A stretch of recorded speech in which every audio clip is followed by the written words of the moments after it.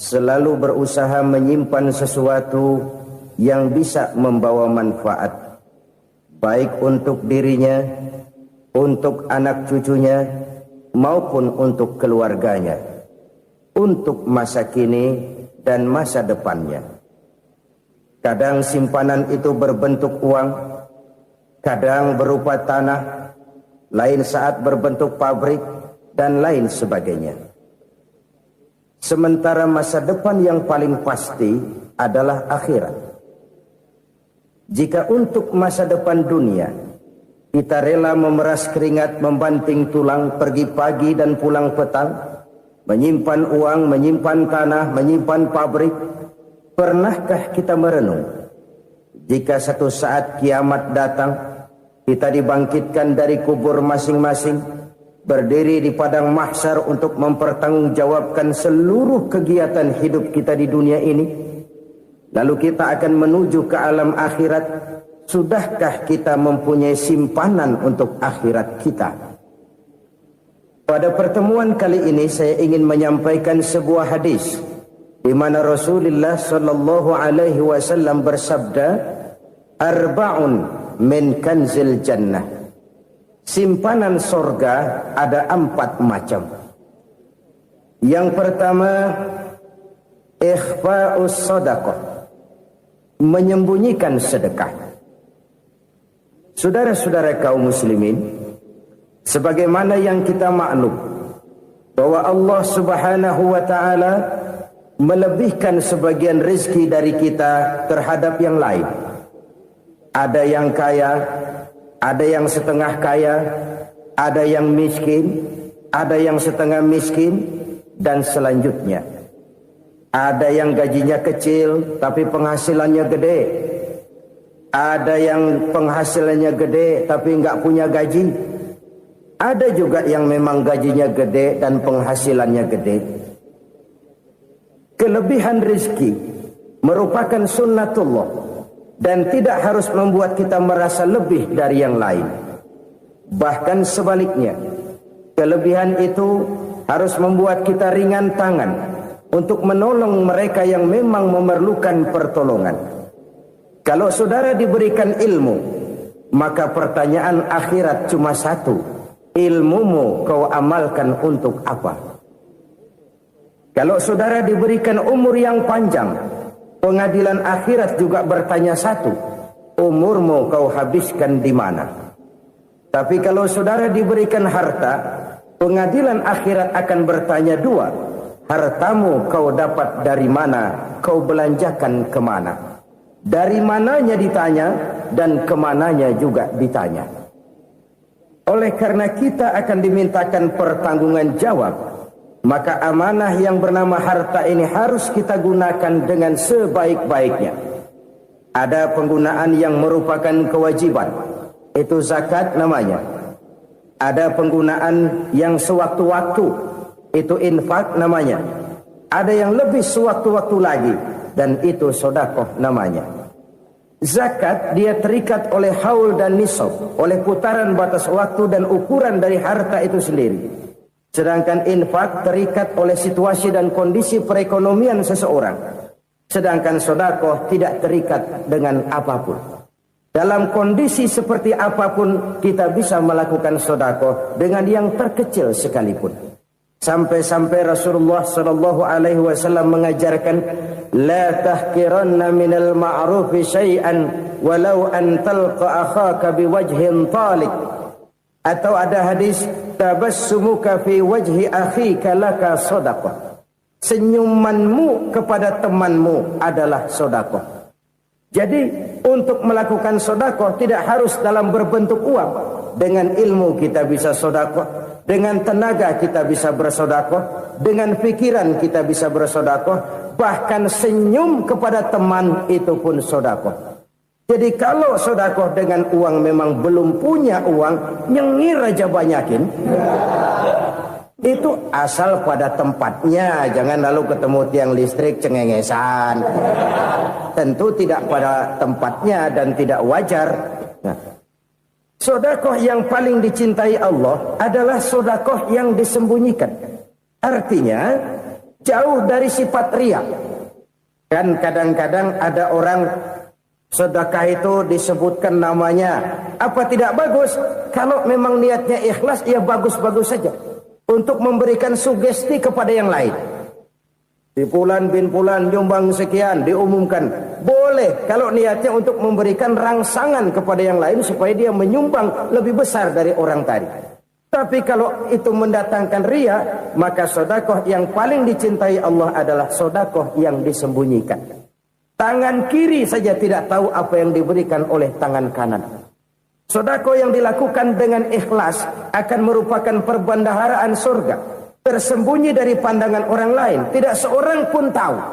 Karena memang sikap yang baik adalah melupakan kebaikan dan mengingat kesalahan. Itu salah satu ciri orang bahagia.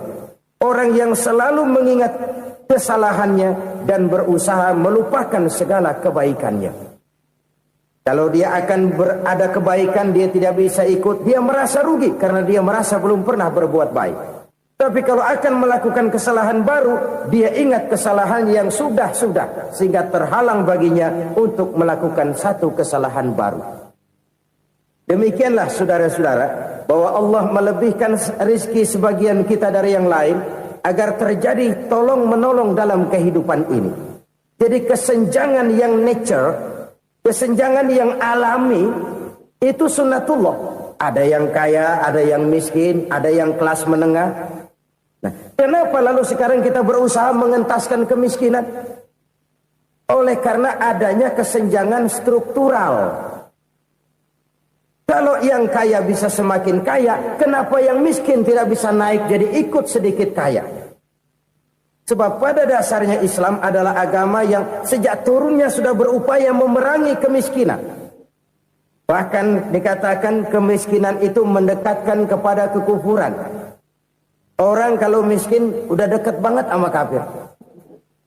Gampang menjadi kafir. Berapa banyak saudara-saudara kita yang oleh karena soal perut, oleh karena soal materi, terpaksa meninggalkan dan menanggalkan akidahnya. Menjual petunjuk yang diberikan Allah dengan kesenangan dunia yang cuma sebentar ini. Na'udzubillah, thumma na'udzubillah. Jadi makin kita sembunyikan satu sedekah, semakin banyak perbendaharaan kita di surga. Sedekah yang paling dicintai Allah adalah sedekah yang disembunyikan. Malahan ada seorang sufi, dia punya kebiasaan kalau pergi sholat Jumat dia bawa uang, itu uang dia taruh di bawah tikar masjid. Dia niat sedekah kepada siapa saja yang nemuin itu duit. Maksudnya apa? Supaya yang nemuin nggak tahu siapa yang punya duit. Demikian dia saking ingin menyembunyikan sedekahnya. Karena sifat riya itu bisa memakan amal kita sendiri. Riya itu termasuk menyebut-nyebut kebaikan kita. Orang yang suka nepuk dada, sedikit-sedikit ngitungnya kalau nggak gua. Tuh kalau nggak gua tuh yang belah situ kalau nggak gua. Iya kalau nggak lu kenapa emang? Orang yang suka menepuk jasad. Tuh biasanya memang begitu saudara-saudara. Kalau perang lagi berkecamuk, orang nggak sempat ngaku jadi pahlawan.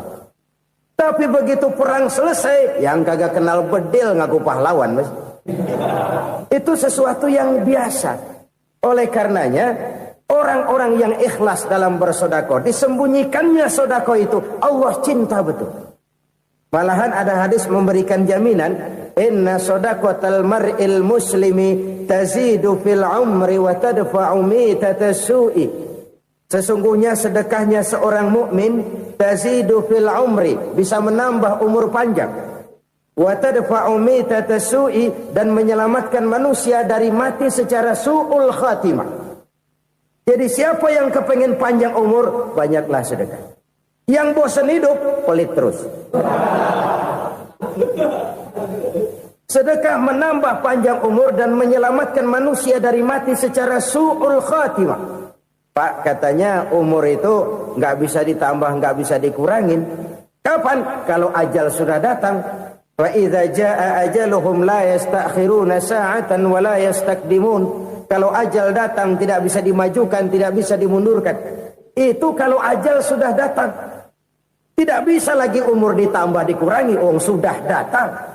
Tapi kalau belum datang, itu kan haknya Allah. Mau ditambah, mau dikurangi, hak prerogatif Allah. Sebagai pencipta manusia, Allah Maha Kuasa dan Maha Mampu. Sedekah ini menambah panjang umur dan menyelamatkan manusia dari mati secara su'ul khatimah.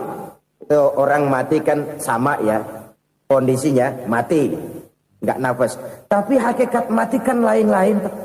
Ada yang mati itu husnul khatimah, baik akhirnya. Misalnya lagi ngaji mati, lagi sholat mati, lagi sedekah mati. Ini yang dinamakan dengan husnul khatimah, baik di akhirnya. Sebaliknya ada yang su'ul khatimah, jelek di akhirnya. Ini yang jadi catatan akhir. Lagi nyekek botol, mampus. Lagi banting kartu, modar. Su'ul khatimah, jelek pada akhirnya. Sedekah menyelamatkan manusia dari mati secara su'ul khatimah. Dan kita semua kepengen mendapat husnul khatimah, jauh dari su'ul khatimah. Oleh sebab itu yang bisa menyelamatkan kita dari penyakit itu antara lain adalah sedekah yang disembunyikan. Yang dikerjakan dengan ikhlas karena Allah. Tidak karena kepengen dipuji orang, tidak karena ingin dikatakan orang pemurah, sebab orang dermawan itu orang yang memberi tanpa harus diminta. Kalau masih harus diminta, ya belum dermawan namanya, masih harus diminta. Kalau nggak diminta ya tulus, lolos, polos. Saudara-saudara kaum muslimin rahimakumullah. Harta adalah amanat dan akan kita pertanggungjawabkan. Allah melebihkan rizki sebagian kita dari yang lain agar kita saling tolong menolong, bantu membantu. Nabi janjikan siapa yang meringankan beban saudaranya muslim di dunia, Allah akan meringankan bebannya di akhirat nanti. Sebuah jaminan dari baginda Nabi. Si orang yang kita bantu barangkali tidak bisa membalas, Allah yang akan membalas lewat jalan lain yang tidak pernah kita sangka-sangka. Ada orang tanya, Pak, ini ada orang nyumbang masjid sambil marah-marah, bagaimana? Saya bilang sumbangannya aja ambil, marahnya jangan. Marahnya jangan diambil, itu urusan dia. Saudara-saudara kaum muslimin rahimakumullah. Umat Islam ini kan umat yang punya potensi besar. Kadang kita merenung, kenapa kadang-kadang pembangunan masjid kok lambat sekali? Kalau hotel hari ini peletakan pertama, bulan depan peresmian. Supermarket hari ini peletakan batu pertama, minggu depan peresmian. Tapi kalau sudah yang namanya masjid, kadang-kadang peletakan batu pertama sekaligus jadi batu terakhir. 3 tahun, 4 tahun, campur nebar jalak di jalanan, duit dijaring kayak ikan sepat. Apa tidak ada orang Islam yang kaya? Banyak. Apa tidak ada pengusaha muslim yang jadi konglomerat? Ada.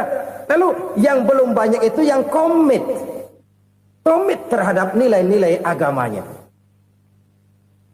Akhirnya kita jatuh jadi umat yang lemah. Belum ada pengusaha konglomerat muslim buka pabrik supermi cap beduk misalnya umpamanya atau pabrik kecap cap sorban supaya identitas keislamannya sedikit kelihatan. Kita jatuh jadi umat yang lemah karena potensi tidak terinventarisir dengan baik. Kita ini ibarat kompor yang cuma matengin nasi orang lain. Potensi kita dimanfaatkan oleh orang lain. Ukhuwah Islamiyah kita baru terbatas kepada silaturahmi. Ukhuwah di bidang ekonomi kita lemah, ukhuwah di bidang kebudayaan kita lemah, apalagi ukhuwah di bidang politik kita lebih rapuh lagi. Padahal ukhuwah itu adalah totalitas kehidupan manusia, menyangkut ipolek sosbud, memerlukan nilai-nilai ukhuwah. Jadi oleh karena itu mari kita menyadari di dalam harta kita, walaupun kita yang cari, pergi pagi, pulang sore, peras keringat, banting tulang, di sana ada harta anak yatim. Di sana ada hak masjid. Di sana ada hak pesantren, di sana ada hak jihad. Berbahagialah seseorang apabila dia oleh Allah dijadikan keran. Keran itu menyimpan air, tapi tidak untuk dirinya, tapi disalurkannya kepada mereka yang memang memerlukannya. Saudara-saudara kaum muslimin rahimakumullah, ini yang pertama. Jadi perbendaharaan surga adalah menyembunyikan sedekah.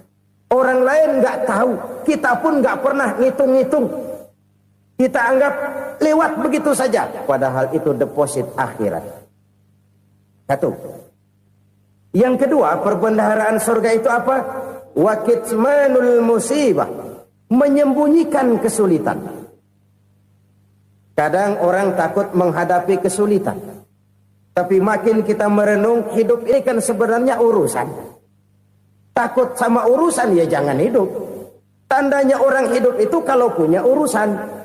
Urusan melupakan problem. Problem sering menimbulkan kesulitan. Kesulitan bukan untuk ditakuti, tapi untuk diatasi dan dicarikan jalan keluarnya. Siapa sih orangnya yang gak pernah sulit-sulit? Makin tinggi status sosialnya, makin gede urusannya. Makin tinggi kualitas imannya, makin berat tingkat kesulitannya. Cuma memang yang namanya enak itu seperti pelangi. Biang lala itu nggak pernah di atas kepala kita, di atas kepala orang melulu. Lu sih enak lu, kata kita. Dia juga bilang yang enak kan lu. Pelangi itu nggak pernah di atas kepala kita. Kata tukang beca, aduh enak ya naik Mercy. Kata tukang beca, apa yang di dalam mobil Mercy? Aduh enak bener tukang beca, di jok ngeringkuk ngorok pules bener. Saya kamar pakai AC, sejuk, tempat tidur sutra, empuk, alga, spring bed, kulak kulik, nggak bisa pules kalau belum minum Valium, belum tidur. Enak bener tukang beca, di jok ngorok nggak tahu wetan kulon. Si tukang beca bilang yang di Mercy enak, yang di Mercy bilang tukang beca enak. Inilah enak, nggak pernah di atas kepala kita, di atas kepala orang lain melulu enak itu. Nah, saudara-saudara, yang merupakan perbendaharaan surga itu orang yang bisa menyembunyikan kesulitan, baik pribadi ataupun rumah tangga. Ini terutama rumah tangga yang jadi soalnya. Kadang-kadang kita ini kalau senang, sebaliknya kalau senang kita diam, kalem aja, cuek. Banyak banget duit kita bawaan, diam aja udah. Malah ketemu orang takut. Tapi begitu susah, sekampung tahu. Padahal Nabi mengajarkan perbendaharaan surga itu menyembunyikan musibah, menyembunyikan kesulitan. Kalau enak, cerita sama orang-orang. Kalau nggak enak, rasain sendiri, tekan sendiri, atasin sendiri. Kita kan sebaliknya, senang kita diam, asal lagi susah, paling tidak kita nyari teman buat cerita kesusahan. Siapa orangnya yang nggak pernah susah? Cuma soalnya bagaimana kita mengatasi kesusahan itu sendiri. Begitu juga misalnya kalau orang sudah berumah tangga, itu orang tuanya harus menjadi tempat dia cerita yang enak-enak saja. Yang nggak enak rasain berdua, selesaikan berdua, atasin berdua. Jangan dibalik. Asal senang diam, giliran susah saja. Maknya laporan. Terbalik. Bisa menjaga security informasi. Maka nama bayam keluar diam, malah seluitan. Enak amat lo makan daging ayam. Security informasi. Saudara-saudara kaum muslimin rahimakumullah. Ujian yang terberat itu yang pernah diberikan kepada para nabi, para rasul, para aulia, para ulama. Makin tinggi keimanan, makin berat bentuk kesulitan. Ayo saya kemukakan satu contoh saja. Ada seorang nabi yang kaya, nabi kaya, namanya Nabi Ayub. Iblis kalau orang begini kan keki, ibadahnya rajin, kaya. Nih yang kayak begini susah digodain. Kalau ibadahnya rajin, miskin, kali bisa disogok. Sini imannya mantap, ibadahnya rajin, kaya, nabi lagi. Oh, tapi namanya iblis nggak kurang akal. Laporan, Tuhan, kenapa Les? Ya ini bahasa saya, bahasa Qurannya sih nggak gitu. Itu hambamu yang namanya Ayub, dia rajin ibadah cuma karena dikasih kaya aja. Coba kasih miskin dia, berhenti dia sembahyang. Ah, kamu bisa aja. Saya tahu Ayub itu hambaku yang ikhlas. Saya buktiin Tuhan, silahkan. Dibuktiin lah, iblis turun ke alam ini. Yang mula-mula dia lakukan, dia rusak sawah ladang Nabi Ayub. Dia binasakan binatang ternak Nabi Ayub. Sehingga dalam waktu singkat, jatuhlah Nabi Ayub dari orang paling kaya jadi orang paling miskin. Beliau masih ibadah di mihrab dalam masjid. Datang iblis. Saudara Ayub, ya. Lagi ngapain? Ibadah. Nyembah Allah, nyembah Allah. Oh, percuma. Kenapa? Tuhan yang ente sembah nih, dia udah bikin miskin ente. Sawah ladang ente hancur lebur, binatang ternak binasa. Sekarang ente jadi orang paling miskin. Ngapain nyembah Tuhan kayak begitu? Tekor. Udah berhenti dah ibadah, berhenti ibadah. Ini iblis sama Tuhan laporannya lain, yang dikerjakan kepada Nabi Ayub juga lain. Benar begitu iblis kata Nabi Ayub? Iya, sawah ladang saya habis, buras. Binatang ternak saya binasa, binasa. Saya miskin, bangpak. Apa jawab Nabi Ayub? Bukan innalillahi, ya ini hebat. Alhamdulillahillazi a'tani wa akhadha minni. Segala puji bagi Allah yang telah memberikan harta kepada saya dan sekarang mengambilnya lagi. Alhamdulillah. Allah yang ngasih, Allah yang ambil. Itu mah urusan Allah. Iblis cuman ibadah jalan terus, sujud lagi Nabi Ayub. Iblis seleher gondok banget. Dasar Nabi nggak mempan dia apa-apain. Miskin malah alhamdulillah. Allah yang ngasih, Allah yang ngambil. Jadi kalau kita tidak komit, kita tidak terikat kepada kaya, miskin, senang, susah, apa yang bisa bikin kita susah? Jadikan kekayaan, kemiskinan, jadikan senang, susah sebagai anak buah yang bisa kita atur. Jangan kekayaan ngatur kita, jangan kemiskinan ngatur kita. Kita yang harus mengatur mereka. Senang, susah, kaya, miskin, bahagia, sengsara, jadikan itu anak buah yang bisa kita atur. Kalau sekarang kita kaya, lain saat boleh jadi kita miskin, semiskin-miskinnya. Allah yang ngasih, Allah yang ngambil. Tenaga mana yang bisa menghalangi? Ibadah jalan terus. Iblis makin gondok. Dasar Nabi loh. Akhirnya apa? Nabi Ayub dikerjain, diberikan penyakit. Demikian fatal penyakitnya. Bayangin, udah miskin sakit. Masya Allah. Miskin sakit. Sakitnya nggak lama, kira-kira 16 tahun.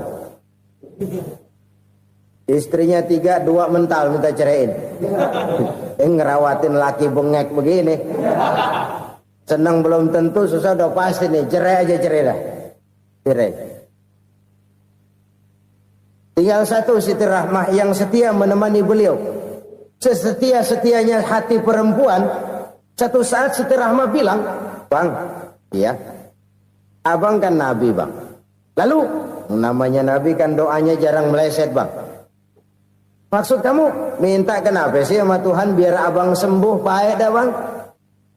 Siti Rahmah, iya. Saya sakit berapa tahun sih dah? 16 tahun bang. Sebelum ini saya sehat berapa tahun? Ya kira-kira 60 tahun bang. Nah coba ente banding-bandingin Rahmah. Saya dikasih sehat 60 tahun. Dikasih sakit 16 tahun. Sudah nggak sabar. Mau doa kepada Allah minta sembuh. Saya malu. Malu kepada Allah. Diuji dengan yang luar biasa seperti ini, tidak mengganggu stabilitas kehambaannya. Dia tetap menghamba kepada Allah Subhanahu wa ta'ala. Saudara-saudara kaum muslimin rahimakumullah. Kunci menghadapi kesulitan itu apa? Allah jelaskan dalam satu ayat, wa basyiris sabirin alladzina iza asabathum musibah qalu inna lillahi wa inna ilaihi raji'un. Gembirakan orang-orang yang sabar Siapa mereka itu? Yang apabila mendapat musibah mereka kembali kepada keyakinan dasar. Segalanya dari Allah dan segalanya akan kembali kepada Allah.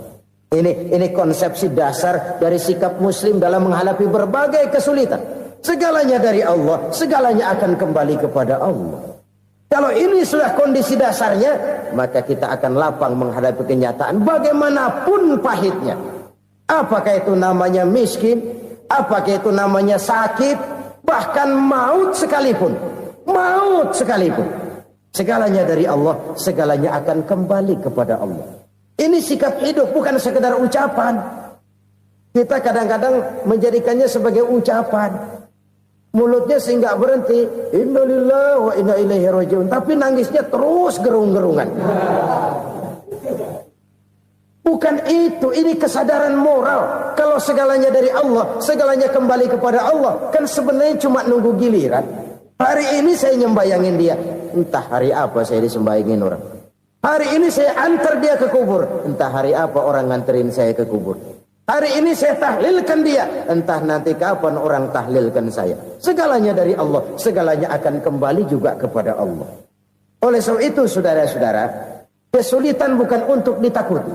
Kesulitan justru untuk diatasi, dicarikan jalan keluarnya. Dan tidak ada orang yang tidak pernah mendapat kesulitan. Tidak ada. Semakin tinggi status sosial, semakin tinggi kualitas keimanan, semakin besar juga tingkat kesulitan. Hanya saja bagaimana cara kita mengatasinya. Dan Al-Quran menyatakan, inna ma'al usri yusra. Di balik kesulitan itu pasti ada kemudahan. Roda itu berputar. Karena itu Rasulullah sallallahu alaihi wasallam mengingatkan kepada kita, ta'arraf ilallahi firraha ya'rifka fisyiddah. Ingatlah kepada Allah di waktu kamu senang, supaya Allah ingat kepada kamu di waktu kamu susah. Kalau waktu senang kita ingat kepada Allah, kita susah, Allah tidak akan meninggalkan kita. Tapi kalau waktu senang kita jauh dari Allah, sujud tidak sempat, dengan masjid jauh, ketika senang kita lupakan Allah. Nanti begitu kita susah, Allah lupakan kita. Dan itu menyakitkan. Oleh karena itu orang-orang tua kita dulu bilang, kalau lagi sehat ingat-ingat, lu bakal sakit nanti. Kalau lagi kaya ingat-ingat satu saat kita bakal jatuh miskin. Bahkan kalau lagi muda ingat-ingat kita bakal tua. Dan yang terpenting, kalau lagi hidup ingat-ingat kita bakal mati. Saudara-saudara kaum muslimin rahimakumullah. Jadi yang kedua yang merupakan perbendaharaan surga, menyembunyikan musibah. Saudara-saudara kaum muslimin rahimakumullah. Hal ketiga yang merupakan perbendaharaan surga adalah wasilatur rahmi. Orang yang suka bersilaturahmi. Sebagaimana yang kita maklum bahwa manusia adalah makhluk yang disebut zon politika. Makhluk sosial yang tidak mungkin hidup sendiri-sendiri. Betapa dan siapapun kita memerlukan orang lain. Bodoh betul manusia kalau tinggal di tengah masyarakat tapi tidak mau bermasyarakat. Merasa hebat sendiri, pinter sendiri, gagah sendiri, kaya sendiri. Mungkin kalau mati juga ngubur sendiri. Jangankan kita di sini. Di sorga saja Nabi Adam waktu sendirian bengong melulu. Ngondar mandir. Allah tegur dam sepi dam. Ya ini kalau bahasa saya. Iya Tuhan sepi ini nggak ada coret-corekan pisan ini. Diciptakan Siti Hawa baru anteng Nabi Adam. Itu di surga. Cobalah. Umpamanya saudara tinggal di Jakarta nih. Kayak bener. Apaan aja di Jakarta punya saudara dah. Jembatan Semanggi ambil. Monas, Buntel bawa pulang. Hotel-hotel ambil semua. Cuman tinggal di Jakarta sendirian, apa enaknya? Betapa dan siapapun kita perlu orang lain. Tidak ada seorang pun yang bisa memenuhi kebutuhan hidupnya secara sendiri-sendiri. Nah, Islam telah menyelamatkan manusia dari ras diskriminasi. Mengikat manusia dengan persaudaraan yang berlandaskan kepada akidah. Karena itu dianjurkan bersilaturahmi. Bahkan Nabi menyatakan, man arada ayyubsata lahu fi rizqihi wa yunsa'a fi atharihi falyasil rahimah. Siapa yang kepengen diluaskan rezekinya dan dipanjangkan usianya, banyaklah ia bersilaturahmi. Siapa yang kepengen dimudahkan rezekinya, hendaknya ia banyak bersilaturahmi. Kalau banyak teman, kesulitan kan paling tidak ada tempat cerita. Udah susah, sendirian kita pikirin diri, nggak ada tempat tukar pikiran. Cepet banget sama bengek. Dilawan sendiri.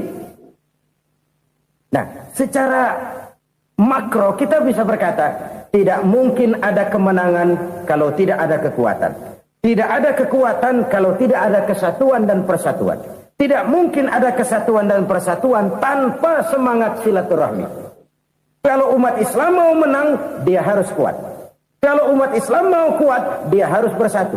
Kalau umat Islam mau bersatu, dia harus membudayakan silaturahmi ini. Bahkan sampai-sampai kata Nabi, kalau bisa cari nilai tambah. Apa? Silman qata'at. Bersilaturahmilah kau kepada orang yang marah denganmu. Masya Allah, indahnya ajaran agama kita. Orang yang marah pun kepada kita, kata Nabi, kalau bisa bersilaturahmilah kepadanya, kepada orang yang marah itu. Di situ nilai tambah. Cuman jujur nih hadis, ngucapinnya gampang, ngamalinnya yang berat banget. Orang marah sama kita, kita disuruh silaturahmi, ada apa malu? Lu marah, ada gue marahan lagi. Tunggu pikirin. Saudara-saudara kaum muslimin rahimakumullah. Tapi ini yang diajarkan, bahkan ini yang dicontohkan oleh baginda Rasul. Bagaimana begitu mudah? Misalnya satu saat Abu Jahal ini ngatur strategi bagaimana bikin Muhammad celaka. Dia gali lubang di depan tempat tidurnya. Dia tutupin daun korma. Terus dia panggil seseorang, ke sini. Kasih tahu Muhammad, pamannya sakit keras, minta ditengokin. Berangkat orang ini ke sana. Muhammad, labbaik. Pamanmu sakit keras, dia minta ditengokin. Baik, saya akan datang menjenguk beliau. Berangkatlah Nabi ke rumah Abu Jahal tanpa prasangka apapun. Abu Jahal udah pasang setil, selimut 3 rangkap setengah dia pakai. Persis kayak orang meriang. Tapi sembari ngintip dari balik selimut. Begitu Muhammad buka pintu, nah masuk perangkap nih. Muhammad jalan menuju tempat pembaringan. Makin lama makin dekat, makin lama makin dekat. Makin dekat ke lubang yang dipasang oleh Abu Jahal itu. Dalam hati Abu Jahal, terus dah jatuh, mampus dah lo ini. Mampus lo hari ini nih. Apa yang terjadi? Malaikat Jibril datang. Muhammad, pamanmu cuma pura-pura sakit. Di depan tempat tidurnya ada lubang perangkap supaya kamu jatuh ke situ. Sudah, kamu pulang. Balik kanan Nabi. Sudah hampir jatuh ke lubang, balik kanan, pulang. Bayangin kecewanya Abu Jahal. Muhammad dikit lagi, Muhammad dikit lagi. Enggak paman, saya pulang aja. Emosi bangun dari tempat tidur, enggak sadar kalau lagi pura-pura sakit. Lompat ngejar Nabi, dia lupa dengan lubang yang dia gali. Usrak, nyemplung sendiri ke dalam lubang.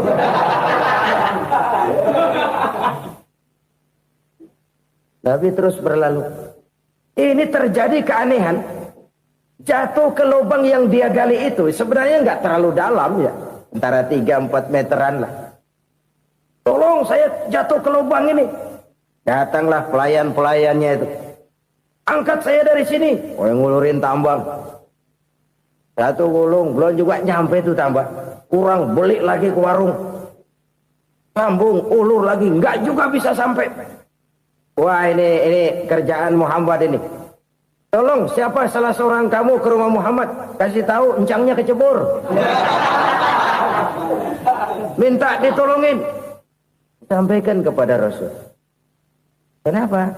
Pamanmu jatuh ke lubang, Muhammad minta tolong diangkatin. Tambang udah nyambung-nyambung nggak nyampe juga. Ya, nanti saya datang, saya tolong. Coba. Nyata-nyata orang berniat jahat mau mencelakakan dia. Datang dia menolong. Ini yang disebut air tuba dibalas air susu ya ini. Bukan sebaliknya. Air tuba dibalas air susu. Paman, kecebur ya? Iya Muhammad, tolong ini. Pegang tangan saya. Nabi ulurkan tangannya. Nyampe. Dipegang oleh Abu Jahal. Diangkat ke atas. Sampai atas. Apa kata Abu Jahal? Sihirmu memang hebat Muhammad. Udah ditolongin dikata sihir. Yang enak kita kemplang kan itu orang begitu. Urusan apa? Tapi inilah akhlak. Kalau bisa kamu bersilaturahmilah dengan orang yang marah kepadamu sekalipun. Orang marah kita tetap baik. So, kalau kita berbuat baik sama orang yang memang baik, rasanya sih biasa-biasa aja. Orang baik kita baik lagi. Ya draw aja, belum ada nilai tambah di situ. Baru ada nilai tambah kalau kita bisa berbuat baik kepada orang yang nyakitin kita. Itu namanya kita setingkat di atas dia. Dia sakitin kita, kita berbuat baik sama dia. Dia pelit sama kita, kita baik sama dia. Dia marahin kita, kita deketin dia. Di situ kita punya nilai tambah. Jadi siapa yang ingin diluaskan rezekinya kata Nabi dan dipanjangkan umurnya, hendaklah ia banyak-banyak bersilaturahmi. Sederhana sebenarnya silaturahmi, tapi silaturahmi membangkitkan semangat kesatuan dan persatuan. Kesatuan dan persatuan melahirkan kekuatan. Dalam matematika 1 ditambah 1 pasti 2. Tapi di tengah masyarakat 1 orang takut ditambah 1 orang takut, hasilnya jadi 2 orang setengah berani. Kenapa setengah berani? Karena udah berdua. Tadi pan takut sendirian. Kalau dia kumpul turu-turu takutlah jadi berani. Kita yang lemah, kita yang tidak berdaya, kita yang miskin, kalau mau kompak bersatu, apa yang nggak bisa kita kerjain? Apalagi tinggal di kota besar, pilihan cuma 2. Bertahan atau minggir. Bertahan atau minggir. Untuk bisa bertahan harus mampu bersaing. Untuk mampu bersaing harus punya keahlian. Keahlian harus ditunjang dengan pendidikan, ditambah oleh kekompakan sebagai umat. Udah miskin mencar mulu, orang injak kita. Orang nggak pandang urusan apa yang malu. Oleh karena itu silaturahmi pada hakikatnya merupakan roh dari ukhuwah yang diajarkan oleh agama kita. Bagaimana Islam menyelamatkan masyarakat manusia dari ras diskriminasi, mengikat manusia, dan tidak ada persaudaraan yang lebih indah selain persaudaraan yang diikat dengan nilai-nilai akidah. Sepanjang orang di jalan Allah, itulah saudara kita. Keluar dia dari jalan Allah, selesailah persaudaraan sampai di situ. Karena itu, kalau ingin menyimpan sesuatu di surga, banyaklah bersilaturahmi. Datang ke rumah ini, datang ke rumah itu, dan lain sebagainya. Itu simpanan kita di akhirat nanti. Ini yang ketiga. Saudara-saudara, yang keempat, perbendaharaan surga itu apa? Wa qawlu la hawla wa la quwwata illa billah. Ucapan la hawla wa la quwwata illa billah. Ibadah kan ada yang berat, modalnya besar. Bangun masjid berat, modalnya besar. Bangun rumah sakit berat, modalnya besar. Ada ibadah yang berat, tapi modalnya ringan. Misalnya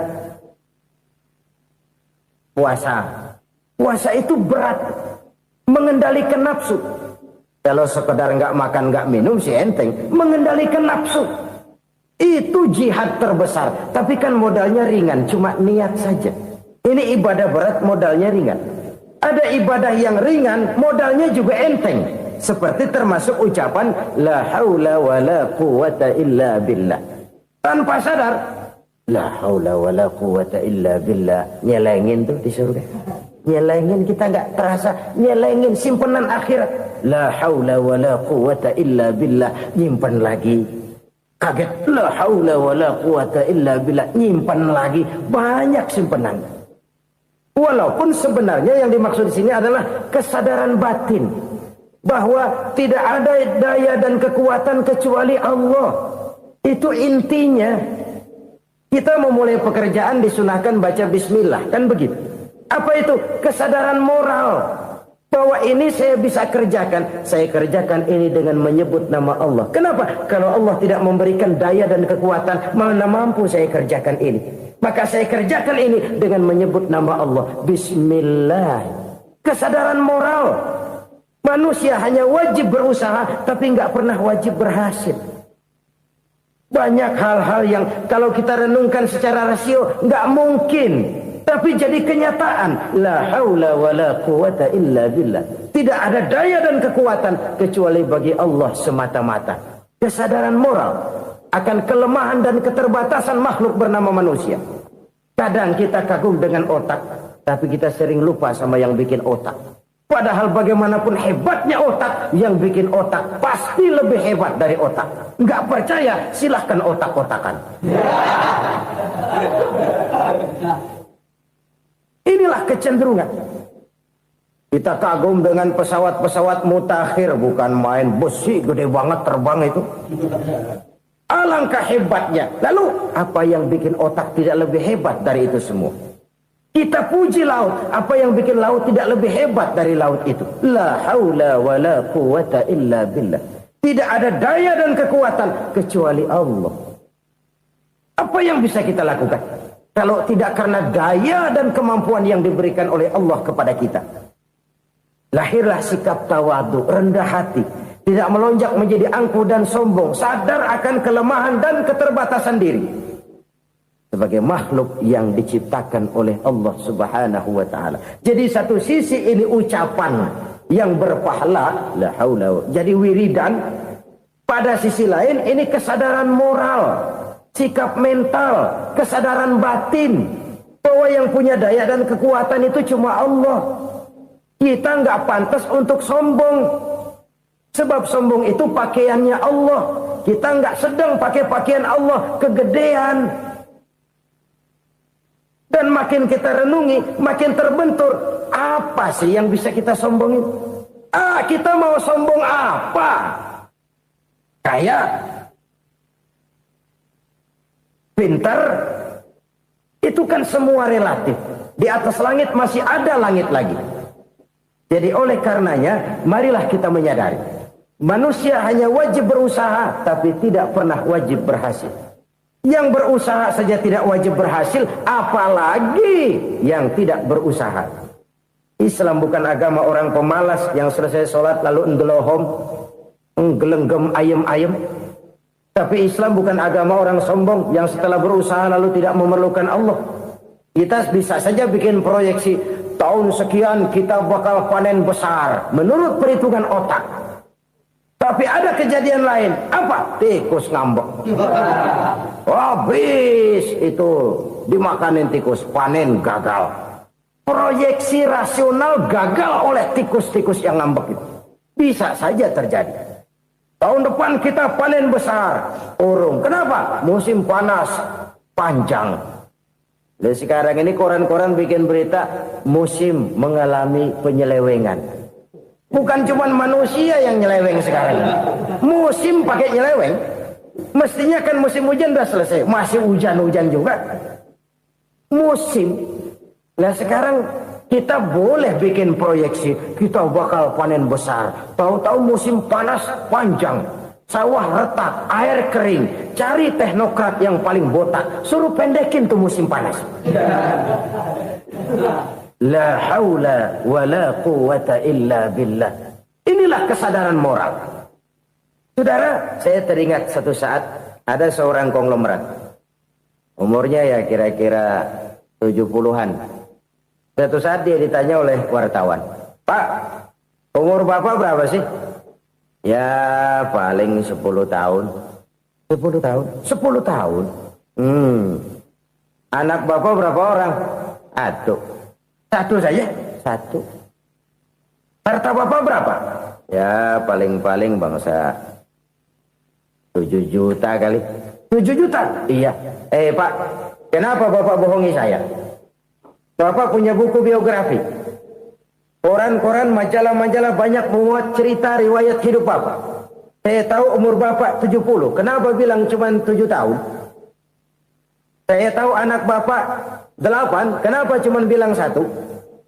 Saya tahu harta bapak miliaran, mungkin triliunan, pabrik di mana-mana, bank di mana-mana. Kenapa bilang uang bapak cuma 7 juta? Nah, kata si konglomerat tadi, kamu benar nak, kamu benar. Umur saya kalau jumlahnya memang 70 nak. Cuman ingat-ingat saya, baru 7 tahun terakhir ini saya sujud. Baru 7 tahun terakhir ini saya berusaha dekat dengan Allah. Saya laksanakan perintahnya, saya jauhi larangannya. 7 tahun inilah rasanya yang ada nilainya di hadapan Allah. Yang 63 tahun matong, kelabu, kelem umur gue. Habis untuk maksiat, untuk munkarat. Maka ketika ditanya tadi, umur saya 7 tahun itu. Oh begitu Pak. Oh iya. Lalu anak Pak. Anak bapak kan 8. Kenapa bilang cuma 1? Nah, kalau jumlah hitungannya memang anak saya 8. Tapi dari 8 orang ini rasanya cuma 1 nih yang bakal jadi buah hati, belahan jantung, pelanjut cerita, penerus sejarah, bakal jadi anak soleh yang akan mendoakan saya. Cuma 1 rasanya anak saya ini yang bakal jadi buah hati saya, besar-besaran saya, yang akan mendoakan di kubur saya, yang akan mendoakan di akhirat saya. Yang 7 orang mana, masya Allah, yang 1 tenggeng, yang 1 nyekek botol mulu, yang 1 nggak karu-karuan. Makanya saya bilang 1 anak saya yang akan bisa mendoakan saya. Oh begitu Pak. Iya. Nah harta Pak, harta bapak kan triliunan, pabrik bapak di mana-mana, uang bapak hampir di tiap bank-bank besar. Kenapa bilang cuma 7 juta? Betul kau nak. Harta saya kalau jumlahnya memang miliaran, triliunan mungkin. Tapi yang saya ingat baru 7 juta tuh yang saya belanjakan di jalan Allah. Saya nyumbang masjid, saya santuni yatim piatu, saya bantu pembangunan pesantren, saya bantu pembangunan rumah sakit Islam. Itu yang akan saya bawa pulang ke akhirat, yang 7 juta itu. Yang triliunan itu nanti akan diperebutkan oleh anak-anak saya sebagai waris saya. Jadi harta saya 7 juta itu yang bakal nemenin saya di akhirat, yang akan saya bawa pulang jadi teman saya. Saudara-saudara kaum muslimin, jangan-jangan orang tua itu adalah kita-kita ini. Jangan-jangan kita-kita ini adalah orang tua itu. Jangan-jangan itu potret dari diri kita masing-masing. Dari sekian umur yang diberikan Allah, berapa tahun yang ada nilainya di hadapan Allah? Dari sekian anak-anak yang merupakan amanah, berapa yang akan mendoakan kita sebagai orang tuanya menjadi anak soleh? Dari sekian banyak harta yang diberikan Allah, berapa yang akan kita bawa pulang menghadapnya nanti, yang kita belanjakan di jalan Allah? Ini sebuah potret kehidupan. Karena itu kita kembali kepada la haula wa la quwwata illa billah. Kita wajib berusaha, kita wajib berikhtiar. Selebihnya, segala daya dan kekuatan hanya milik Allah saja semata-mata. Satu kesadaran batin dari setiap pribadi muslim. Setelah ia berusaha dan berikhtiar, ia menyerahkannya kepada Allah Subhanahu wa ta'ala. Jadi satu sisi ini merupakan wiridan ucapan yang mengandung pahala. Pada sisi lain ini merupakan sikap batin dari seorang muslim di dalam ia menghadapi realitas kehidupan ini. Saudara-saudara kaum muslimin rahimakumullah. Kalau ini kita jadikan satu basis kehidupan, maka ini akan menyelamatkan manusia dari kemungkinan tergelincir menjadi orang yang lupa diri dan lupa darat. Sebab itu Imamul Ghazali berpesan, jadidis safinah fa innal bahra amiq wa khuziz zad fa inna safara ba'id wa khaffifil hamla fa innal hamla sadid. Perbarui selalu kapalmu karena lautan sangat dalam. Bawa bekal yang banyak karena perjalanan ini sangat jauh. Ringankan beban karena kebanyakan beban akan menyakitkan. Alangkah indah kalimat ini, alangkah dalam makna yang terkandung di sana. Perbarui selalu kapalmu karena lautan sangat dalam. Apa artinya ini? Jaga mentalmu baik-baik. Pelihara imanmu baik-baik karena hidup penuh cobaan seperti lautan. Kita kalau berlayar di lautan kan kadang-kadang tenang, angin bertiup sepoi-sepoi basah. Jika malam datang bintang gemintang bertabur menghias cakrawala. Rembulan memantulkan sinarnya dengan indah. Dalam keadaan begitu berlayar enak. Tapi lain saat ombak menggunung, halilintar menyambar, angin topan bertiup. Berapa banyak sudah saudara-saudara kita yang tenggelam di lautan dunia tanpa sadar bahwa dia belum sampai kepada pantai yang akan dituju. Berapa banyak sudah saudara-saudara kita yang tenggelam di lautan dunia ini tanpa sempat bangkit lagi. Dia menyangka sudah sampai kepada tujuannya. Hati-hati kapal jangan sampai bocor karena lautan sangat dalam. Iman ini jaga baik-baik karena hidup penuh dengan ujian. Wa khuzizat fa inna safara ba'id. Bawa bekal yang banyak karena perjalanan sangat jauh. Saudara mau ke Bandung, bawa duit. Saudara mau ke Surabaya, banyakkan lagi duitnya. Saudara mau ke Mekah, gepokan, iketan tuh duit nggak lembaran lagi. Makin jauh perjalanan, makin banyak bekal yang harus kita bawa. Kalau saudara dari Jakarta mau ke Surabaya, kagak bawa duit berangkat juga, itu sih bukan berani namanya, nekat. Sampai Surabaya belum tentu, sengsara di jalan udah pasti. Kenapa? Nggak bawa bekal berangkat. Sama juga kita nih, misalnya belum sempat sembahyang, mati. Waduh, berani banget orang. Belum punya bekal, mati. Sengsara di jalan. Atau bekal tidak cukup. Dari Jakarta saudara mau ke Surabaya, bawa duit 500 perak. Paling jauh Cikampek nyampenya itu. Paling jauh itu. Antara jauhnya perjalanan dengan bekal yang saudara bawa tidak seimbang. Hidup ini perjalanan panjang. A walking tour. Dimulai dari alam arwah. Sebelum jasad diciptakan, roh diciptakan lebih dulu. Dari situ pindah ke alam rahim. Dari alam rahim pindah ke alam dunia. Dari alam dunia pindah ke alam barzah. Baru menuju akhirat. Satu perjalanan panjang.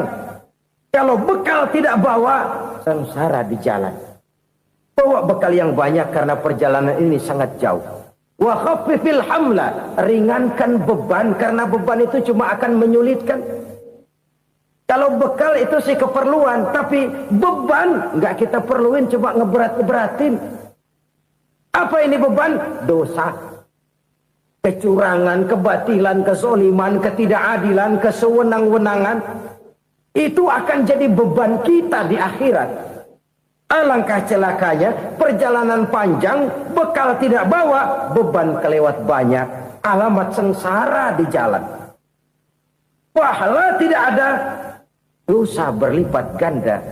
Na'udzubillah, summa na'udzubillah. Kalau kita rangkum nasihat Al-Ghazali dengan kisah si konglomerat tadi, kita akan mengambil kesimpulan.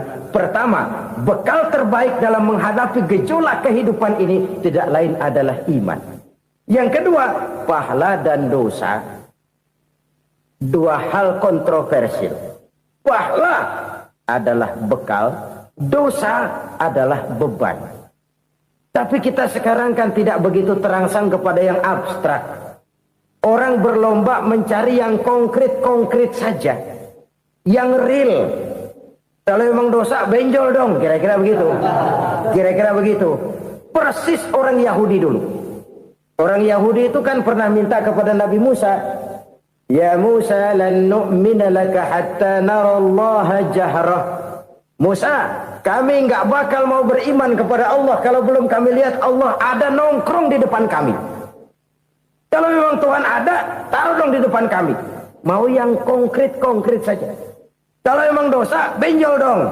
Kalau memang pahala, berasa dong. Orang terangsang kepada yang real, yang konkret-konkret saja. Karena itu, untuk mengejar dosa, orang mau bayar. Tapi untuk mengejar pahala, walaupun tidak bayar, orang segan. Ini yang dikatakan oleh Nabi, kamu mengharapkan ke surga, tapi kamu berat melaksanakan sesuatu yang bisa membawa kamu ke surga. Kamu ingin jauh dari neraka, tapi tiap saat kamu lakukan perbuatan-perbuatan yang justru menjerumuskan kamu ke neraka. Idda'aitum an-najata minan nar wa ramaitum fiha anfusakum. Kamu ingin selamat dari neraka, tapi kamu lemparkan diri kamu ke neraka. Kamu ingin masuk surga, tapi berat sekali kamu melakukan perbuatan-perbuatan yang bisa menyampaikan kamu di surga.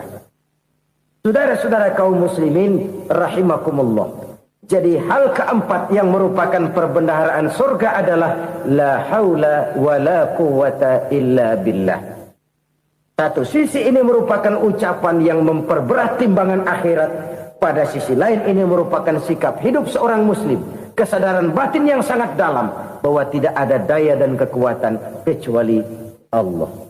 Dan itu kita simbolkan pada saat memulai pekerjaan dengan Bismillah. Dengan menyebut nama Allah. Satu kesadaran moral. Saya hanya bisa melakukan ini karena diberikan daya dan kekuatan oleh Allah. Lahirlah sikap tawadu, rendah hati, tidak melonjak menjadi angkuh dan sombong. Saudara-saudara, sampai sini dulu jumpa kita kali ini. Semoga 4 perbendaharaan surga ini dapat kita lakukan, yang kelak akan merupakan bekal kita di kemudian hari nanti. Amin ya rabbal alamin.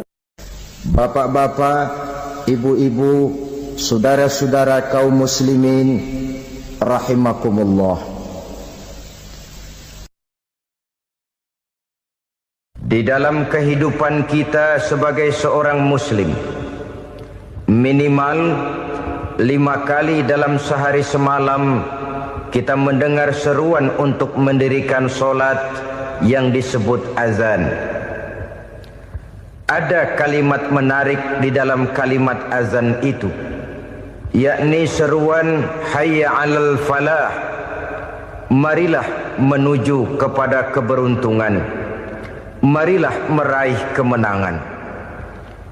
Seruan ini adalah kecenderungan dari setiap manusia, apapun warna kulitnya. Artinya, setiap orang dalam hidup selalu ingin meraih dan mencari kemenangan. Kemenangan akan melahirkan kepuasan batin, dan kepuasan batin memberikan kebahagiaan. Sedangkan kekalahan melahirkan penderitaan batin, dan penderitaan batin menjerumuskan seseorang di dalam berbagai bentuk kerugian. Jikalau inilah seruan azan, maka masalahnya ialah apa yang menyebabkan kita meraih kemenangan. Al-Quranul Karim memberikan tuntunan dan ajaran kepada kita bahwa orang-orang yang memperoleh kemenangan itu tidak lain adalah orang-orang yang bertakwa.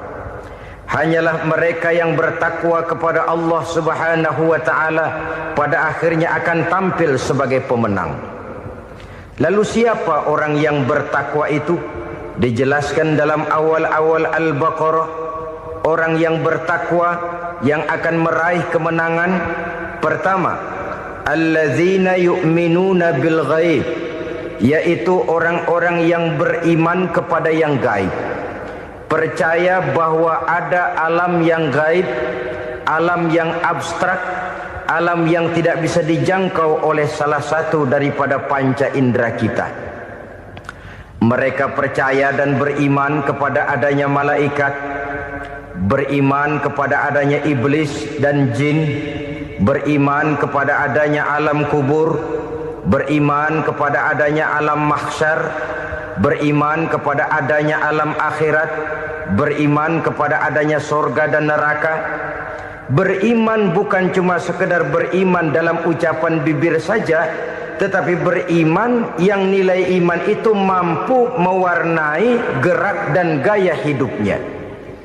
Iman yang meresap sampai ke tulang sumsum, kemudian memberikan dampak positif di dalam kehidupan manusia.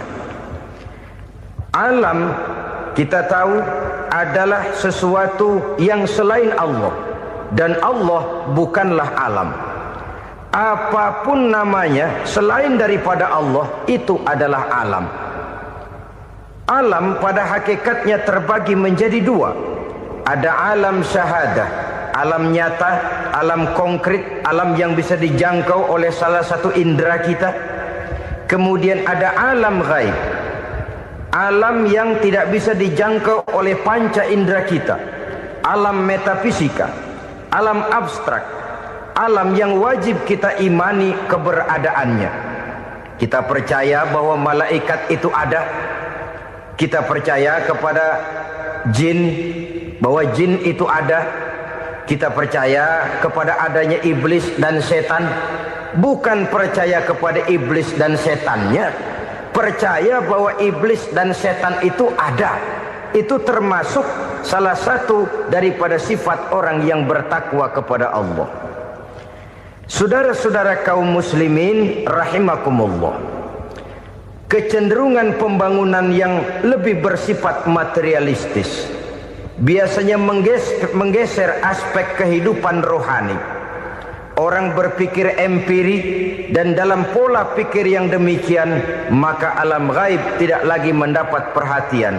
Aspek kehidupan yang bersifat rohaniah malah mulai ditinggalkan. Akibatnya terjadilah kepincangan di dalam kehidupan kita. Pernah ada satu pengalaman pribadi dalam perjalanan kembali ke tanah air. Dalam pesawat di sebelah kanan saya duduklah seorang Jerman namanya Heiner Simonsen. Iseng saya ajak kenalan, saya ajak ngobrol, saya tanya dia. Saya bilang, Mas Heiner ini, kalau pesawat yang kita tumpangi ini jatuh ke bawah, kira-kira apa yang bakal terjadi, Mas? Dia bilang, kita semua akan mati. Begitu? Iya. Oke. Apa itu mati? Tanya saya. Dia bilang, untuk tahu apa itu mati, kita harus tahu lebih dahulu apa itu hidup. Saya pikir nih bule bisa ngomong juga. Baiklah kata saya. Apa hidup menurut Anda itu? Oh, hidup itu dia bilang, kalau seluruh anggota badan kita bekerja secara normal, paru-paru memompa darah secara normal, jantung berdetak secara normal, sel-sel tubuh bekerja secara fit, dan organisme tubuh hanya mau bekerja secara normal, dia bilang, kalau kita memberi makan yang cukup, menu yang teratur, dan gizi yang lengkap. Saya bilang, kesimpulannya apa, Ner? Dia jawab, hidup adalah dari tangan ke mulut. Life is from the hand to the mouth, kata dia. Hidup adalah dari tangan ke mulut. Jadi masalah hidup tidak lebih daripada masalah isi perut. Orang pergi pagi, pulang sore, peras keringat, banting tulang, perut yang dibelain. Saya bilang, you are wrong. Sampean salah, Ner. Kamu orang Islam bukan? Bukan. Pantas. Kenapa saya salah? Dia bilang, ya jelas salah. Salahnya di mana? Kamu ini manusia. Kalau hidup cuma dari tangan ke mulut, saya bilang, kambing di kampung saya juga begitu pikirannya, Ner. Itu kambing di kampung saya, asal perutnya kenyang, sudah hidup dia. Perkara besok bagaimana, lusa prospeknya macam mana, bulan depan ada apa, kambing nggak pernah mikir. Di kampung saya kambing juga pikirannya begitu. Kamu Kristen ya? Tadinya. Loh kok tadinya, lalu apa sekarang kamu ini? Dia bilang, sekarang saya netral.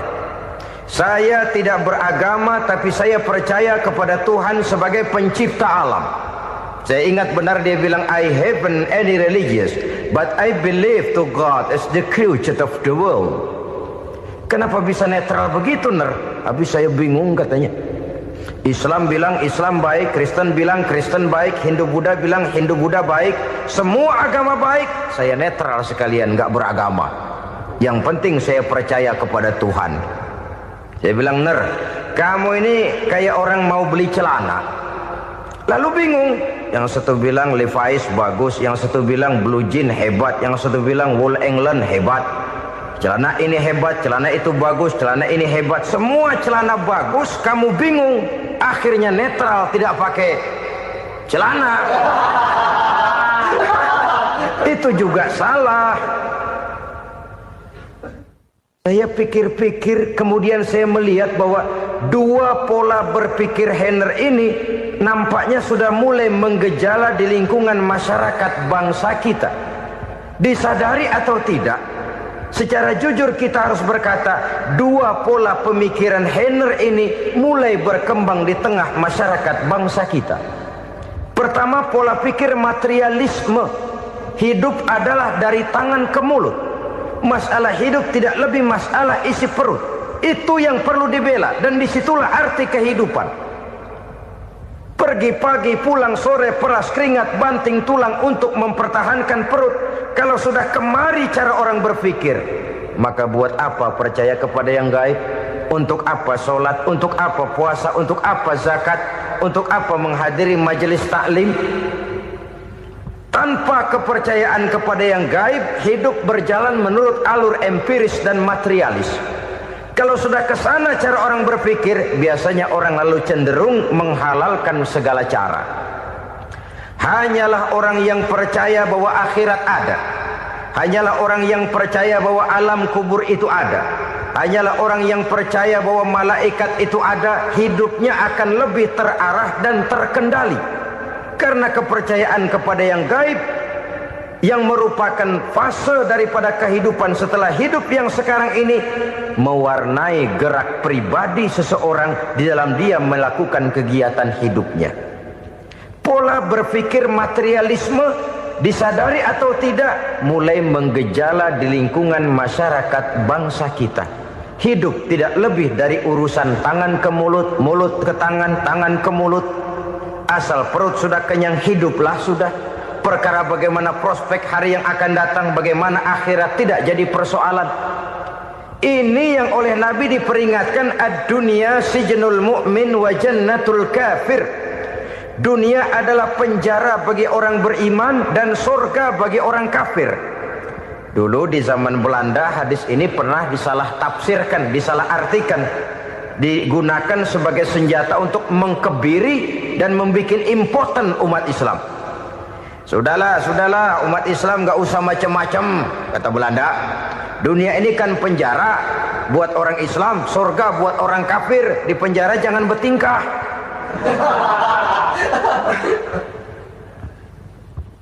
Pengertiannya tidak begitu. Dunia adalah penjara bagi orang mukmin. Artinya dalam kehidupan dunia seorang mukmin tidak bebas memperturutkan hawa nafsunya. Di penjara hawa nafsunya itu. Sebaliknya, surga bagi orang-orang kafir. Buat orang kafir, surgalah dunia ini. Mereka bebas memperturutkan hawa nafsunya. Dilarang tidak terlarang, dicegah pun tidak tercegah. Mereka hidup menurut alur bisikan nafsu mereka sendiri. Kemudian bila ajal datang, maut merenggut nyawa, selesailah surganya sampai di situ. Maka bagi orang-orang yang tidak percaya kepada adanya akhirat, kepada adanya alam gaib, surganya sebatas umurnya. Sekali lagi, surganya sebatas umurnya. Bila umur selesai, ajal pun datang merenggut nyawa, selesailah sudah surganya sampai di situ. Alangkah pendeknya perjalanan orang-orang yang tidak percaya kepada alam gaib ini. Bagi kita mukmin, jikalau kita mampu memenjarakan hawa nafsu, kita bisa bahagia di dunia ini. Dan Islam memang tidak menyuruh kita sengsara di dunia. Raih dunia, kejar dunia, gapai dunia sebagai alat untuk mencapai kebahagiaan di akhirat nanti. Hidup adalah satu perjalanan panjang yang terbentang sejak kita terlahir dari alam rahim sampai kepada alam akhirat nanti. Andai kata kita gagal meraih kebahagiaan di dunia, toh kita masih punya akhirat. Tapi jangan jadi dalil yang melemahkan semangat. Biarin dah kita di dunia kebelangsak, yang penting akhirat. Akhirnya dunia benar-benar kebelangsak. Bagaimana dunia ini bisa kita raih, dan bagaimana meraih dunia untuk menunjang kepentingan akhirat nanti.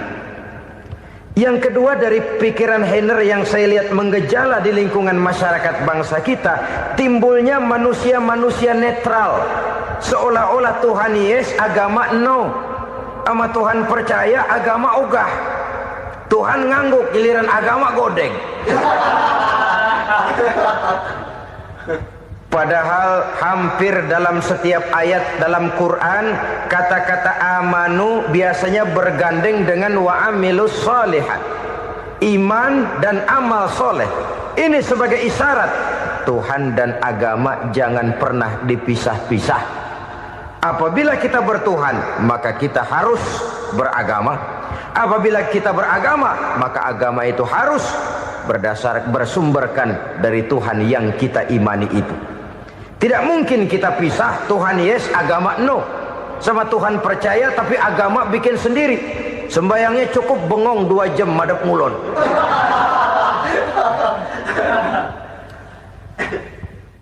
Saudara-saudara kaum muslimin rahimakumullah. Jadi dengan demikian, agama yang kita akui merupakan unsur mutlak di dalam pembangunan sekarang ini, merupakan bagian dari kehidupan yang menuntun kita bahwa di balik alam nyata ini, di balik alam syahadah ini ada alam gaib.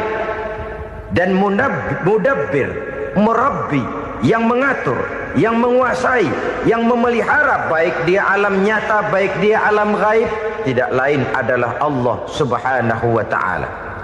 Di sana ada satu super power, satu maha kekuatan yang kita perlu bersandar kepadanya. Sebagai makhluk nyata yang hidup di alam nyata, berbuatlah secara nyata sebagaimana harusnya kita berbuat. Karena Islam jelas bukan agamanya orang pemalas. Islam jelas bukan agamanya orang yang mengajarkan setelah selesai sholat boleh duduk, nggelenggem ayam-ayam, ndelohom, menghitung bintang di langit sambil menunggu keajaiban. Tidak.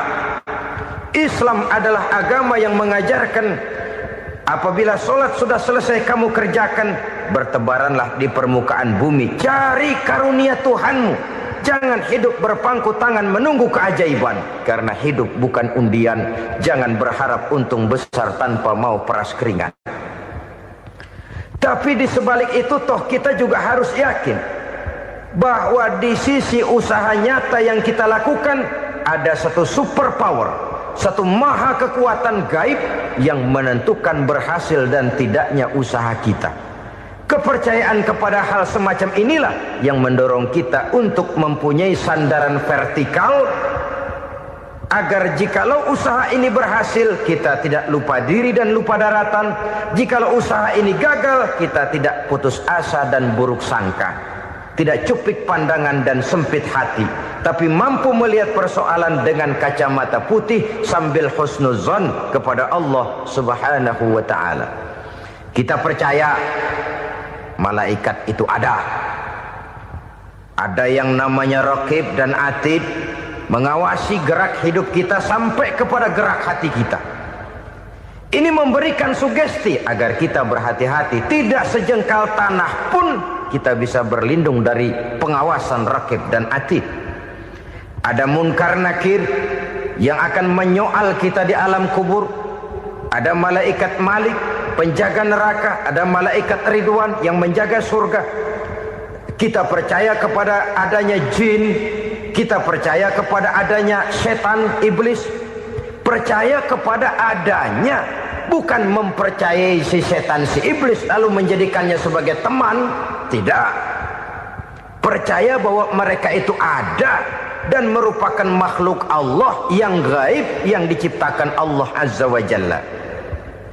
Kepercayaan kepada alam gaib memberikan motivasi terhadap gerak lahir manusia, sehingga dengan motivasi kepercayaan kepada yang gaib, gerak lahir jadi lebih terarah, jadi lebih terpelihara.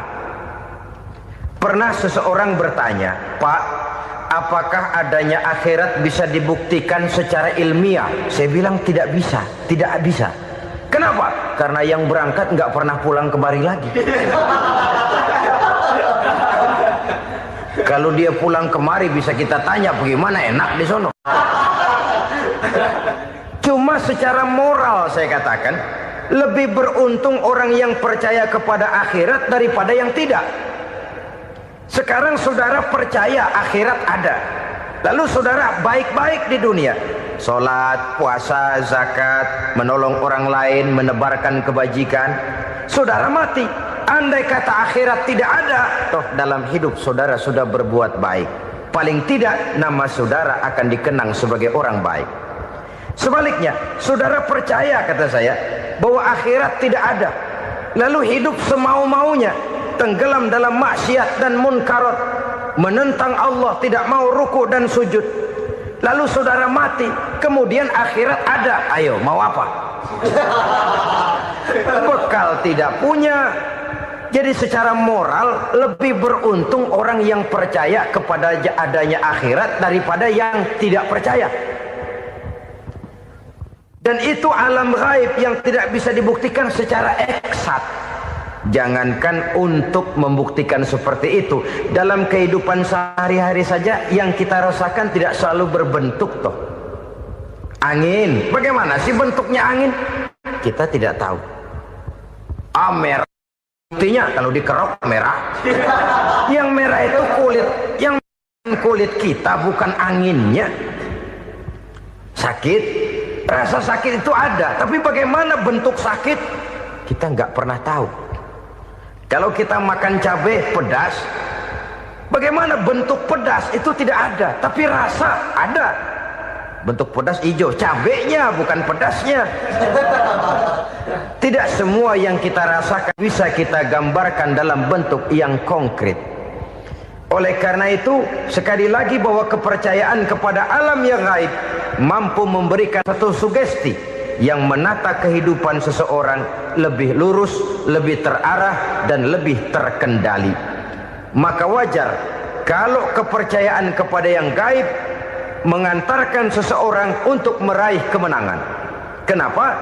Dia percaya kepada yang gaib, bahwa akhirat ada, bahwa alam kubur ada, bahwa pertanggungan jawab itu ada. Maka dia lalu tidak hidup saenae udele dewe, itu loh. Tidak hidup menurut seleranya sendiri, terarah, teratur. Ini cirinya yang pertama. Orang bertakwa yang akan meraih kemenangan, mereka beriman, mereka percaya kepada yang gaib. Bahkan hal-hal konkret saja selalu berangkat dari yang gaib. Saudara-saudara, para remaja, para pemuda sekarang ini tidak pernah tahu toh siapa yang akan jadi teman hidup saudara. Kita bisa saja ngerancang, mentargetkan, tapi toh akhirnya yang namanya jodoh bukan kekuasaan kita. Rezeki di luar kemampuan kita. Begitu juga ajal. Maut, jodoh, ajal adalah contoh-contoh konkret bahwa pada akhirnya yang gaiblah yang menentukan. Bertahun-tahun ngelancong, emang jodoh seret, nggak jadi.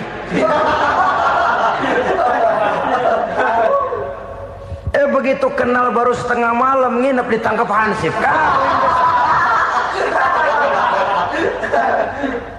Hal-hal semacam itu kadang-kadang kita berpikir suuzon, gilet, perempuannya cakep banget, lakinya rebek amat. Memang begitulah jodohnya. Memang begitulah jodohnya. Saudara hadirin ma'asyiral muslimin yang saya hormati, jadi hal-hal yang konkret saja kita yakini sepenuhnya ditentukan oleh satu superpower yang gaib itu tadi. Dari sanalah segala ketentuan itu berangkat dan kesanalah segalanya akan kembali. Maka kepercayaan kepada yang gaib meluruskan gerak hidup seseorang dan itu akan mengantarkan dia kepada meraih kemenangan. Satu. Yang kedua, wa yuqimuna shalah. Orang bertakwa yang akan meraih kemenangan itu adalah orang-orang yang mendirikan sholat. Kenapa sholat mengantarkan orang untuk meraih kemenangan? Yang jelas, inna sholata tanha anil fahsya'i wal munkar. Sholat mampu mencegah manusia dari perbuatan keji dan munkar. Banyak filsafat hidup yang terkandung di dalam sholat ini. Sejak kita wudhu sampai kita menghadap ke arah kiblat, sampai kita melakukan gerak-gerak sholat, bacaan-bacaan yang ada di dalam sholat, lalu sampai kepada mengucapkan salam. Banyak filsafat hidup yang terkandung di dalam sholat. Umpamanya saja, setelah takbiratul ihram mulai kita dengan sholat dalam posisi berdiri, diajarkan dalam kitab-kitab fikih agar kita melihat ke arah tempat sujud. Ini kan filsafat kehidupan. Kalau kamu sholat dalam posisi berdiri, lihat tempat sujud. Jangan sholat mata jelalatan, sebab nanti bisa mengurangi kekhusyuan. Jadi wajar kalau yang dikatakan bahwa yang paling afdol adalah shaf yang di depan. Kenapa? Secara harfiah pengertiannya akan lebih mengundang kekhusyuan. Kenapa? Kalau kita di shaf paling depan di masjid umpamanya paling banter kita lihat tembok. Tapi kalau kita shaf di tengah atau di belakang, orang-orang di depan kita pun akan kelihatan. Yang bajunya loreng, yang bajunya genggang, yang bajunya macam-macam. Kita lihat, kadang-kadang kita pikirin, ada yang bajunya bolong. Kita sholat tapi dalam hati, nih orang bajunya robek yang nggak tahu apa. Ada saja hal-hal yang mengusik kekhusyuan kita. Oleh sebab itu diajarkan dalam posisi berdiri, lihat, arahkan pandangan matamu kepada tempat sujud. Ini kan filsafat kehidupan.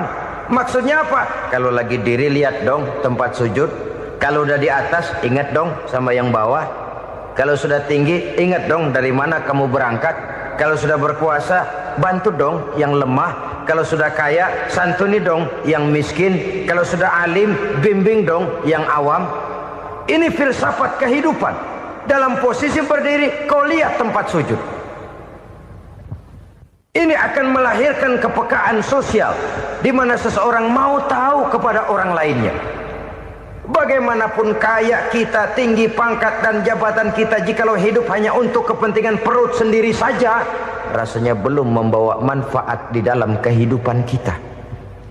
Tapi efek yang tertinggi sesungguhnya, sholat mencegah manusia dari perbuatan keji dan munkar.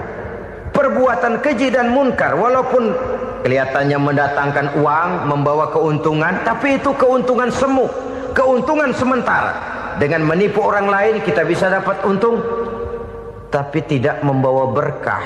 Dan itu adalah kerugian besar dalam kehidupan kita. Maka untuk meraih kemenangan harus dimulai dengan membentuk kepribadian yang tegar, memiliki sandaran vertikal yang langsung kepada Allah Subhanahu wa ta'ala. Dan itu hanya bisa kita tempuh melalui jalur ibadah formal yang sudah ditentukan Allah, yakni sholat yang 5 waktu. Untuk memperkuat itu ada sholat-sholat sunnah, rawatib, nawafil sebagai terminal-terminal kontrol cadangan untuk memelihara stabilitas temperatur batin di dalam kita berhubungan dengan zat yang maha gaib, yaitu Allah Subhanahu wa ta'ala. Orang sering bertanya, Pak, itu tetangga saya nggak sholat, duitnya nggak habis-habis, Pak. Nggak sholat tapi mobilnya tambah terus. Nggak sholat tapi usahanya makin maju. Tapi di sisi lain ada orang yang rajin sholat, rezekinya butak bener. Anaknya mana kurus, mana korengan. Saudara hadirin ma'asyiral muslimin rahimakumullah, harus saya katakan bahwa sholat memang bukan untuk cari duit. Sholat adalah sandaran vertikal kita kepada Allah. Sedangkan soal rezeki itu berkaitan dengan sifat Allah maha pengasih dan maha penyayang. Allah maha pengasih, siapapun dikasih kalau mau usaha. Allah maha penyayang, tidak semua orang disayang oleh Allah Azza wa Jalla.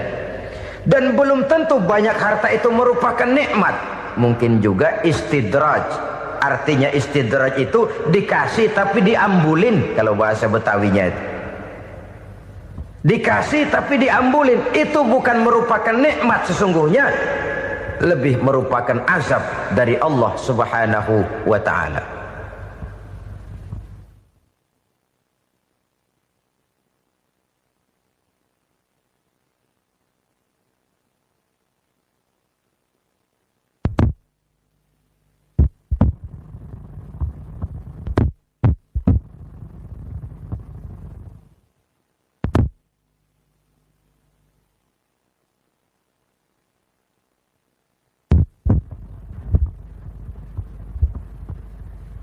Agama mempunyai sistem sholat, dan kita umat Islam telah dituntun oleh Allah Subhanahu wa ta'ala yang wajibnya 5 kali dalam sehari semalam mendirikan sholat, dan itu tentu berada dalam jangkauan kemampuan manusia.